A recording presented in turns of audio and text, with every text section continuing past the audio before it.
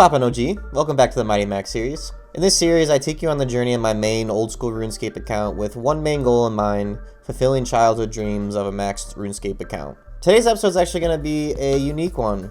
This is going to be considered a season finale episode, or I guess you could call it like a season recap episode. My goal for today's episode 10.1 in season 1, is to go ahead and fill in and recap what we did in season 1, meaning the first 10 episodes of the Mighty Max series, and also give you a look of what to expect in the next season, the next 10 episodes. And I plan on doing this recap episode at the end of every season, so expect these videos in the future. And to give you a little reminder, the 3 main goals for the account is to achieve a quest cape, achieve an achievement diary cape, and then of course achieve a max cape. So let's go ahead and see what dent we made in season 1.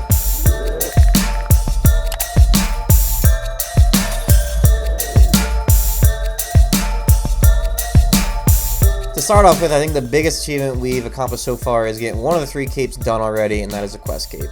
When I started this account back up in September of 2020, the main goal from that point forward was to get the quest cape. And we achieved that goal in episode 3, when we finally get the quest cape back in April of 2021. Are you ready? Holy shit. Let's go. We're definitely not close to the other 2 capes. If we're talking up-to-date time, for example, I'm editing this January 29th, 2022, we're comparing content from March of 2021 to, I do believe, the end of June or July of 2021. So as I'm editing this, January 29th, 2022, I wouldn't say close to Achievement Diary Cape, but we're getting closer, But as of right now, with the first 10 episodes of the Mighty Max series, we're not really close to the other 2 capes. The closest we are to the Achievement Diary capes is achieving all the hard Achievement Diaries back in episode 8 of the Mighty Max series. So up until this point, the only cape we achieved is a quest cape, and the closest we got to the Achievement Diary cape is all the hards done, but that's not really that close to the Achievement Diary cape. Alright, this will be the last task for the Achievement Diary. There it is. Hey, let's go. We got 2,800 coins. So I guess the only thing really to do in this filler episode now is just compare the stats on episode 1 compared to episode 10. So what you're viewing on the screen right now is a comparison of episode 1 on the left to episode 10 on the right. Try to make it as easy to read and easy as view as possible. To give you guys an idea, the red and green means there was a gain. The yellows mean we didn't gain any levels, in case that wasn't self-explanatory already. Just going through everything, we can already see that we had a total gain from 1667 to 1774. That's a total of 107 levels increase from the period of the end of March 2021 to the end of June of 2021. So what you're seeing is about a 3-month difference. Now here's where I see where most of the noticeable gains are. And I guess I'm determining this based on the time it took to get these gains. The first one, probably the biggest one, is the agility grind that I did. It took a whole month to go from 71 to 82 agility. Another big gain that I noticed is the Slayer gain from 77 to 83. It's not a lot of levels, but it takes a lot of time to get Slayer.